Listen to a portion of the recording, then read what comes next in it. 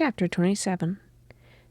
The sixth day was fixed for the election of the marshal of the province. The rooms, large and small, were full of noblemen in all sorts of uniforms. Many had come only for that day, men who had not seen each other for years. Some from the Crimea, some from Petersburg, some from abroad, met in the rooms of the Hall of Nobility. There was much discussion around the governor's table under the portrait of the Tsar. The nobles, both in the large and smaller rooms, grouped themselves in camps, and from their hostile and suspicious glances, from the silence that fell upon them when the outsiders approached a group, and from the way that some, whispering together, retreated to the farther corner, it was evident that each side had secrets from the other.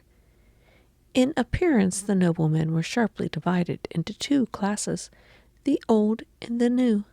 The old were for the most part either in old uniforms of the nobility, buttoned up closely, with spurs and hats, or in their own special naval, cavalry, infantry, or official uniforms. The uniforms of the older men were embroidered in the old-fashioned way with epaulets on their shoulders.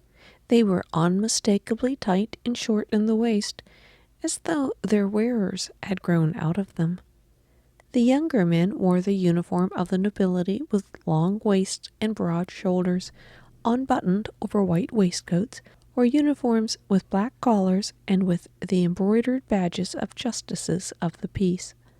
To the younger men belonged the court uniforms that here and there brightened up the crowd. But the division into old and young did not correspond with the division of parties. Some of the young men, as Levin observed, belonged to the old party, and some of the very oldest noblemen, on the contrary, were whispering with Sviazhsky, and were evidently ardent partisans of the new party.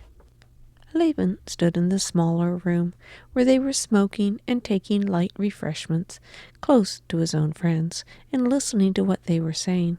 He conscientiously exerted all his intelligence trying to understand what was said. Sergei Ivanovitch was the center round which the others grouped themselves.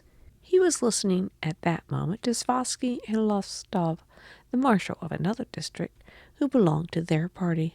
Lostov would not agree to go with his district to ask Snetkov to stand, while Sviazhsky was persuading him to do so, and Sergei Ivanovitch was approving of the plan. Levin could not make out why the opposition was to ask the marshal to stand whom they wanted to supersede. Stepan Arkadyevitch, who had just been drinking and taking some lunch, came up to them in his uniform of a gentleman of the bedchamber, wiping his lips with a perfumed handkerchief of bordered batiste. "We are placing our forces," he said, pulling out his whiskers. "Sergei Ivanovitch." In listening to the conversation, he supported Sviazhsky's contention. "One district's enough, and Sviazhsky's obviously of the opposition," he said. Words evidently intelligible to all, except Levin. "Why, Kostya, you're here too. I suppose you're converted, huh?" he added, turning to Levin and drawing his arm through his. Levin would have been glad indeed to be converted, but could not make out what the point was, and retreating a few steps from the speakers, he explained to Stepan Arkadyevitch his inability to understand why the marshal of the province should be asked to stand. "Oh, holy innocence," said Stepan Arkadyevitch, and briefly and clearly he explained to Levin. If, as at previous elections, all the districts asked the marshal of the province to stand, then he would be elected without a ballot. That must not be. Now, 8 districts had agreed to call upon him.